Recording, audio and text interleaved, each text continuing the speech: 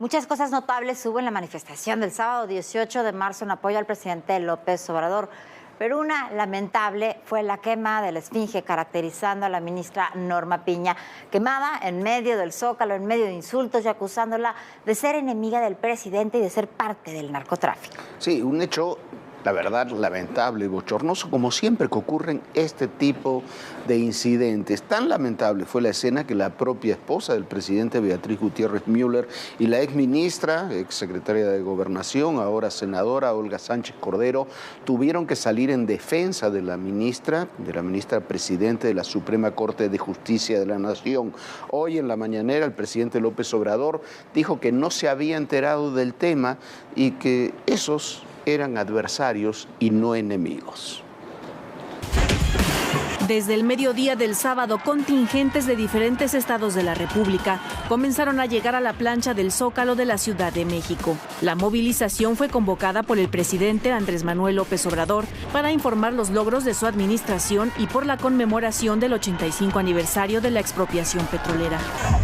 El gobierno del presidente Andrés Manuel López Obrador. Ni la lluvia que se registró por la tarde impidió que los seguidores de la Cuarta Transformación recorrieran las calles del centro de la capital para llegar a la Plaza de la Constitución. A la cita llegaron gobernadores, legisladores, funcionarios y seguidores de Morena, quienes durante los días previos invitaron a la gente para asistir a lo que llamaron Fiesta Nacional por la Soberanía Energética.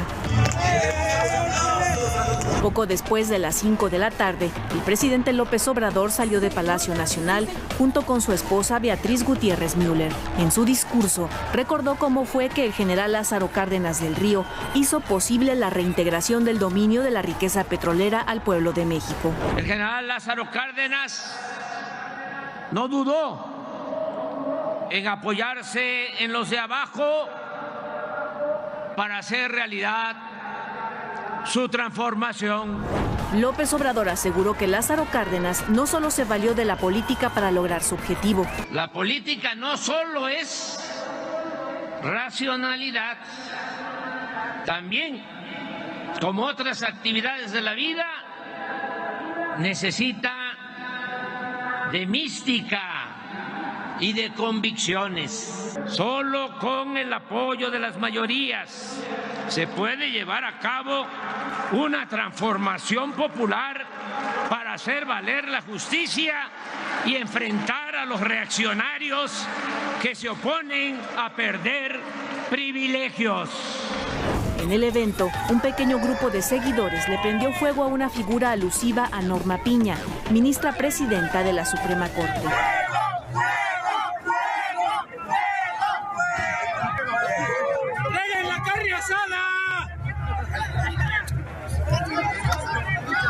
En su cuenta de Twitter, la exsecretaria de Gobernación y senadora Olga Sánchez Cordero condenó las muestras de intolerancia hacia la ministra Piña y la Suprema Corte.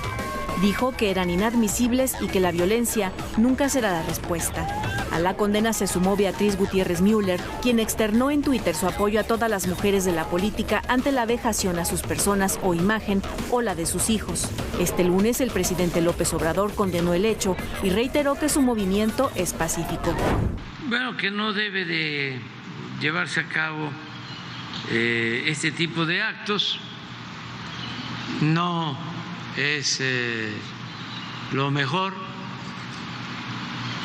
Creo que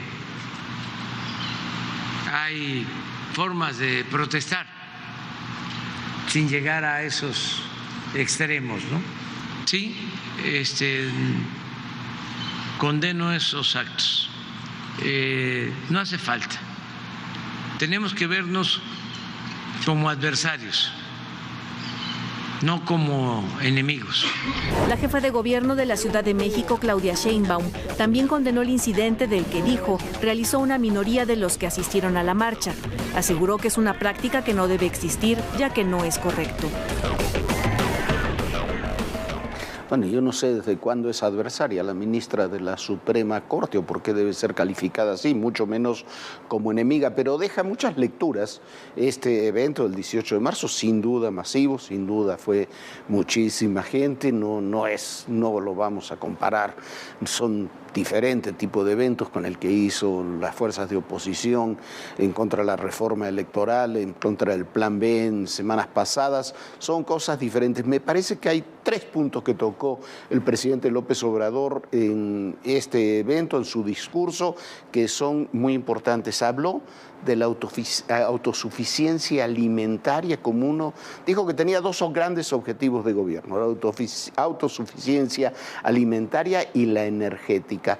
La autosuficiencia alimentaria en realidad no existe como tal, no existe ni en México ni en ningún país del mundo, salvo quizás Corea del Norte, donde lo que hay son grandes hambrunas. ¿Por qué? Porque los mercados de alimentos están íntimamente relacionados.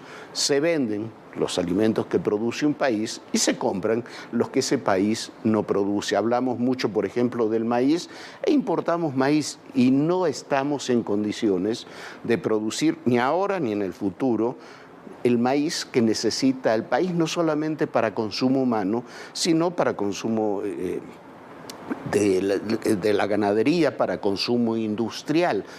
Es uno de los problemas, este tema que tenemos de prohibir la importación de maíz, de alimentos genéticamente transformados, va directamente a ese capítulo. El 95% del maíz que se produce en el mundo tiene esas características. Se dijo también que habíamos llegado, que llegaremos el año próximo a la autosuficiencia energética, porque ya dejaremos de importar gasolinas, ojalá sea así, pero mire, tampoco es un problema. La energía del país no se mueve por las gasolinas, ni el país termina de ser dependiente por las gasolinas. Necesitamos invertir mucho más en energías limpias, en energías renovables, en distribución del gas. Hay muchas zonas del país, cuando se habla, por ejemplo, por qué no se invierte en el sureste o en otros puntos, es porque sencillamente no llega el gas suficiente para esas inversiones. Hay una cosa muy particular, ya vamos a hablar también de ella. El presidente habló de Lázaro Cárdenas y habló de las políticas de Lázaro Cárdenas, habló de la sucesión que tuvo Lázaro Cárdenas en 1940, pero el propio Cuauhtémoc Cárdenas, que no fue a este acto, había hablado en el evento privado que hace todos los años, ahí en el Monumento a la Revolución, donde están reposan los restos de Lázaro Cárdenas, había hablado de la política energética. Esto es lo que dijo Cuauhtémoc Cárdenas. ¿Qué se está haciendo mal en Pemex o bueno en el sector energético de México? Bueno, primero mantener una política simplemente extractivista y no destinar los recursos, no destinar los hidrocarburos, principalmente la industria petroquímica. No se están modernizando las refinerías, que es indispensable modernizar o acelerar la modernización de las refinerías existentes y a partir de ahí disminuir la importación que estamos haciendo de combustibles. ¿Considera usted que esta nueva refinería de Dos Bocas es la solución? No sé si sea la solución cabal, pero sin duda va a contribuir. Desafortunadamente, pues está teniendo un costo mucho más alto de lo que se había presupuestado. Bueno, lo que dijo Cuauhtémoc es que se necesitaba otra política energética. Esto coincidió también, no sé si tiene relación o no, creo que no, pero también con la salida de Lázaro Cárdenas Batel, el hijo de Cuauhtémoc, el nieto de don Lázaro Cárdenas, de la coordinación de asesores del presidente López Obrador. Se va a un organismo que conjunta países de América Latina y el Caribe a coordinar lo que se llama la CELAC. También habló el presidente de la sucesión presidencial, habló de la sucesión precisamente de Lázaro Cárdenas, que designó a Manuel Ávila Camacho como su sucesor en lugar de Francisco J. Mújica. Dijo el presidente que había sido un error. Lo cierto es que no fue un error. Lo cierto es que no fue un error porque había demasiadas cosas que estaban interviniendo en ese proceso, incluyendo algo tan enorme como la Segunda Guerra Mundial. El rival que tenían enfrente era Juan Andrew Almazán, que era un general de la Revolución muy popular, sobre todo en la Ciudad de México, y Francisco J. Múgica era un hombre que no era popular.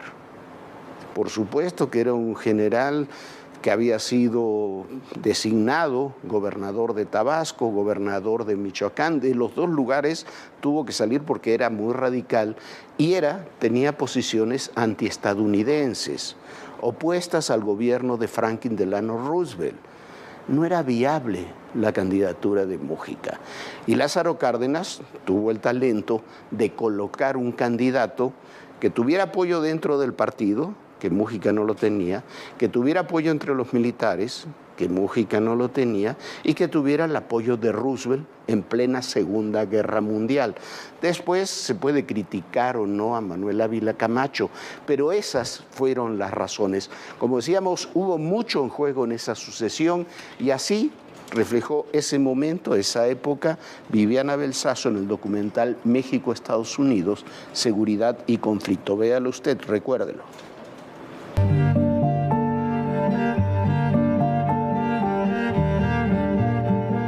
El 1 de septiembre de 1939, las fuerzas militares del Tercer Reich invaden Polonia y con ello se desata la Segunda Guerra Mundial. Inmediatamente después de la invasión, Francia y la Gran Bretaña le declaran la guerra a la Alemania nazi, que se apodera con facilidad de Polonia. En ese entonces, Alemania tenía firmado un acuerdo de no agresión contra la Unión Soviética, el famoso Pacto Ribbentrop-Molotov. La Unión Soviética toma para sí una parte de Polonia, pero no se involucra en la guerra. Tampoco lo hace de inicio Estados Unidos, ni tampoco, obviamente, México. Pero eso no impide que ambos países trabajen intensamente en tareas de espionaje e inteligencia y sean aliados de facto contra las potencias del eje. Un punto fundamental en esos meses es el petróleo. El 18 de marzo de 1938, el presidente Lázaro Cárdenas había decidido expropiar las empresas petroleras extranjeras en México. El tema del petróleo era vital en estos momentos previos a la guerra. Para esa fecha estaba por concluir la Guerra Civil Española y era evidente que con el apoyo de los nazis y fascistas, el franquismo terminaría derrotando a la República. Y en México y en el mundo se preparaban para un inevitable conflicto global. Obviamente, de alguna manera, incluso demagógica, este discurso le va a venir muy bien a este Estado porque va a volverse el mito de mitos. México es el único dueño, el Estado es el único dueño y se vuelve casi un pecado, es un vendepatria si se te ocurre decir que ese petróleo pudiera ser también extraído por las empresas privadas.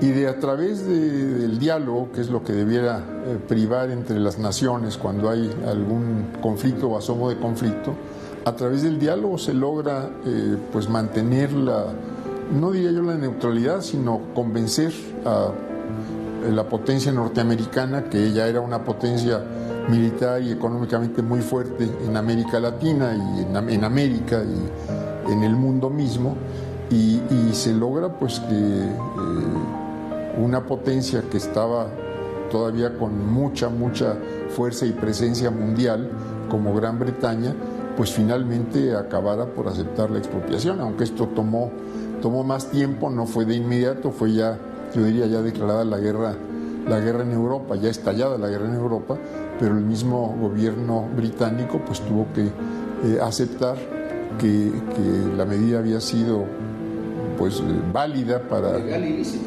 el gobierno de México.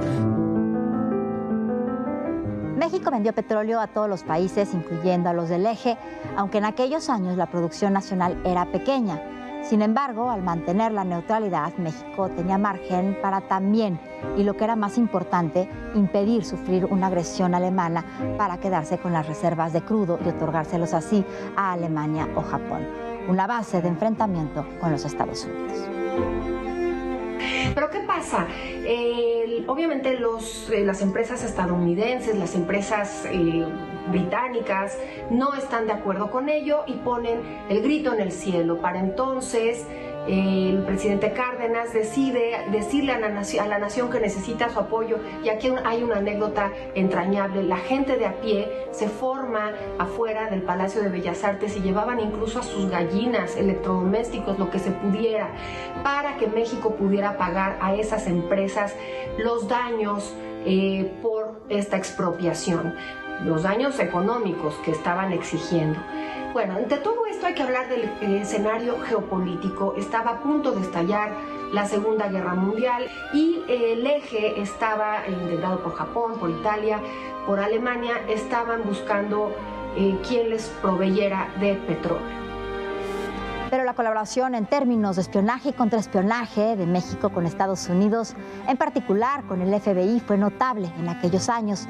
Finalmente, Estados Unidos entró en la guerra después del ataque de Pearl Harbor la mañana del domingo 7 de diciembre de 1941. El ataque pretendía ser una acción preventiva de Japón, aliado con los nazis en Alemania de Adolf Hitler y con los fascistas italianos de Benito Mussolini, para evitar, decían, la intervención de las flotas del Pacífico en los Estados Unidos, ante la inevitable participación de los Estados Unidos ya en la guerra. Los japoneses hicieron coincidir esta ofensa con un ataque simultáneo a posesiones del Imperio Británico en Hong Kong, en Malasia y en Singapur. Para entonces, Hitler ya había invadido la Unión Soviética y estaba también en la guerra contra los países del eje, Alemania, Italia y Japón. La guerra se extendía a prácticamente todo el mundo.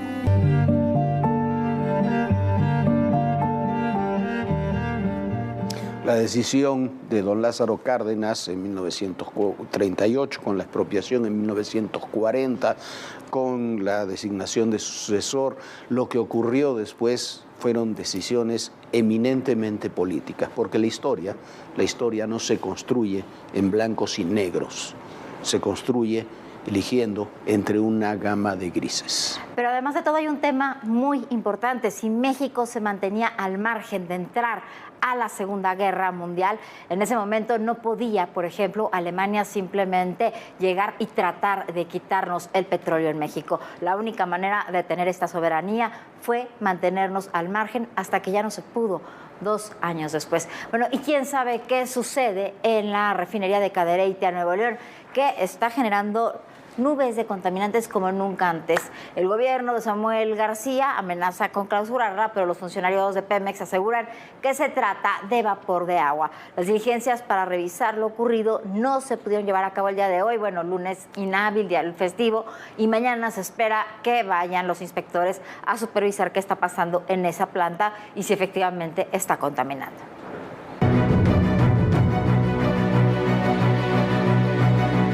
La refinería de Cadereyta está haciendo unas emisiones muy fuertes. La refinería de Cadereyta está en el ojo del huracán por los gases que está emitiendo la planta. Este fin de semana, diversos usuarios de redes sociales publicaron fotografías y videos que mostraban una densa columna de humo de color amarillo junto a una de color negro. El incidente provocó que el gobernador Samuel García condenara el hecho y anunciara sanciones a la planta. Representantes de la Secretaría del Medio Ambiente llegaron a las instalaciones para entregar un exhorto que indicaba que se habían detectado emisiones ostensiblemente contaminantes, por lo que se advertía una posible clausura. Sin embargo, la diligencia no pudo complementarse por ser día inhábil. Pues están circulando, pues verdaderamente videos terribles de la contaminación que produce esta refinería. Lo primero que hice fue hablar con el director. Estoy en comunicación con él, le estoy pidiendo una reunión urgente. También le estoy avisando al presidente de lo que está sucediendo en Nuevo León. De acuerdo con Félix Arratia, titular de la Secretaría de Medio Ambiente, el personal regresará a la refinería este martes. El funcionario aseguró que las estaciones de monitoreo del aire en el estado detectaron alta concentración de contaminación en el municipio de Cadereyta, donde está ubicada la refinería. Después del incidente, Pemex informó mediante un comunicado que una de las plantas tuvo que ser llevada a paro de manera preventiva, lo que generó durante 7 minutos una columna de humo cuyo contenido era 99% vapor de agua y el 1% restante era remanente de hidrocarburo, lo que le dio coloración amarilla a la columna de vapor. No obstante, ciudadanos han reportado que las emisiones de la planta aumentan visiblemente a partir de las 8 de la noche. El 14 de marzo, el gobierno de Nuevo León señaló que los malos olores percibidos en gran parte de la ciudad fueron emitidos por la refinería, aunque aclaró que investigaban lo sucedido para confirmar el incidente. En respuesta, la Comisión Nacional del Agua indicó que los reportes de fuertes olores que percibieron habitantes de la zona metropolitana de Monterrey se debían a emisiones de metano. Nosotros como Conagua creemos que obedece más que nada a gas metano con la combinación de otros elementos bacteriológicos que dan este olor tan característico y a veces tan bochornoso para todos nosotros, ¿no? Sin embargo, medios locales informaron que habitantes aledaños a la refinería de Pemex denunciaron que desde esa planta todas las noches se desprenden olores a azufre y aceite quemado. En la refinería de Cadereyta se produce gasolina, diésel, gas LP, coque y combustóleo. Hay que ponerle un nombre, un rostro. Te vamos a encontrar, te vamos a encontrar. Y que vienen todas las demandas internacionales. Una ciudad tan complicada como es la Ciudad de México. Ya llegamos a Aguililla, esta ciudad, la entrada a la Tierra Caliente.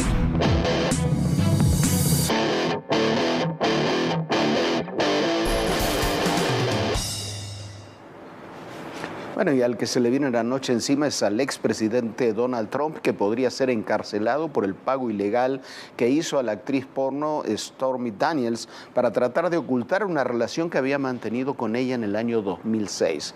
A Stormy le pagaron $130,000 con recursos, eso es lo ilegal, con recursos de la campaña, y se mintió sobre ese tema. Y el testigo contra Trump es nada más y nada menos que su ex abogado, quien realizó ese pago y además lo tiene documentado. Mañana Donald Trump podría ir a prisión. Donald Trump está contra las cuerdas. La justicia en Nueva York prepara una nueva acusación en contra del expresidente de Estados Unidos. Esta vez se debe a que pagó un soborno a la estrella de cine porno Stormy Daniels para que negara haber tenido una relación extramarital. Su verdadero nombre es Stephanie Clifford y los hechos del pago se remontan a 2016, cuando Trump estaba en campaña. Existen indicios de que el soborno lo dio con dinero recaudado en ese tiempo para sus aspiraciones presidenciales y que lo hizo pasar como gastos de campaña. Los verdugos de Trump en este caso son nada menos que la misma actriz Daniels, quien lleva varias semanas rindiendo declaración en la corte de Manhattan. Indicó que era un pago para que ella no revelara que tuvo una relación sexual con Trump en 2006, cuando él ya estaba casado con Melania y acababa de tener a su hijo Barron. La actriz aseguró haber conocido a Trump en un torneo de golf de celebridades, tras lo cual él la invitó a su hotel. Ella confiesa que fueron los peores 90 segundos de su vida. El otro acusador es su exabogado Michael Cohen, quien desde enero decidió cooperar con la justicia en este asunto. En 2018, este hombre fue condenado a 3 años de prisión, tras declararse culpable por los delitos federales, incluyendo violaciones a las finanzas de campaña por organizar pagos a Daniels y a la modelo Karen McDowell, para evitar que hablaran de sus relaciones con Trump, quien todo el tiempo ha negado los amoríos. Todo apunta a que la Fiscalía en Nueva York alista una orden en contra del expresidente por estas acusaciones. Y Trump ya lo sabe. Por ello lo dio a conocer a través de su plataforma Truth Social. Ahí aseguró que el martes 21 podría ser arrestado. No explicó si lo había notificado formalmente y no discutió sobre los posibles cargos, pero sí llamó a sus seguidores a protestar. Incluso ya varios de ellos lo hacen. Por ello, decenas de policías preparan barricadas que impidan el paso de estos fanáticos trumpistas y evitar una escena parecida al asalto al Capitolio ocurrido en enero del 2021, cuando también a través de un mitin llamó a sus simpatizantes a recobrar lo que llama Estados Unidos primero. En esa ocasión declaró falsamente que su derrota electoral fue el resultado de un fraude generalizado y el desenlace de esa irrupción fue catastrófica, con 5 muertos, 150 policías heridos, innumerables destrozos y la sentencia de 71 de sus seguidores. Recordemos que el expresidente quiere regresar a la Casa Blanca y por ello busca la candidatura republicana para 2024. Y este es su más reciente aparición en la que también busca contrarrestar la popularidad de su posible rival a la candidatura, Ron DeSantis, el gobernador de Florida. Trump podría ser acusado de un cargo de felonía menor y convertirse en el primer expresidente en la historia de Estados Unidos en ser imputado de un cargo criminal. Pero algunos medios indican que solo pagará una fianza. Bueno, mañana será un día decisivo para el presidente Donald Trump. Y este fin de semana el presidente López Obrador se reunió con un grupo de legisladores estadounidenses. También en ese encuentro estuvo el embajador Ken Salazar y ahí Ken Salazar refrendó su compromiso refrendaron contra la migración irregular y el tráfico de fentanilo, de armas y de personas. El embajador de los Estados Unidos en México, Ken Salazar, celebró esta reunión. Y son temas que sin duda le importan muchísimo a ambos países, Jorge. Sí, el secretario de Relaciones Exteriores, Marcelo Ebrard, presentó hoy su libro autobiográfico El Camino de México en el Palacio de Minería. Durante el evento, Marcelo mencionó que su obra está basada en 3 ejes: su ayer, el presente y el futuro. Bueno, y la jefa de gobierno de la Ciudad de México, Claudia Sheinbaum, inauguró el día de hoy el puente de las Adelitas que conecta Circuito Interior con la avenida Gran Canal. Ahí informó que esta vialidad costó 125 millones de pesos y va a beneficiar a 3 millones de personas. Esta vialidad conecta a las alcaldías Venustiano Carranza y a la Gustavo Amadero y se estima una mejora en la circulación de entre 20 y 30 minutos para los automovilistas que provengan precisamente y traten de circular del poniente y centro de la ciudad en dirección al noroeste o se dirijan a Ecatepec en el Estado de México. Así que 2 grandes eventos, la presentación del libro del canciller y la inauguración de esta obra que ha hecho el día de hoy la jefa de gobierno. Ya nos vamos, muchísimas gracias por habernos acompañado, por supuesto. Mañana lo esperamos muy puntuales aquí a las 11 de la noche en Todo Personal. Bonita noche, Jorge. Bonita noche, Viviana, y recuerden, el poder y en la política todo, pero absolutamente todo es personal. Gracias.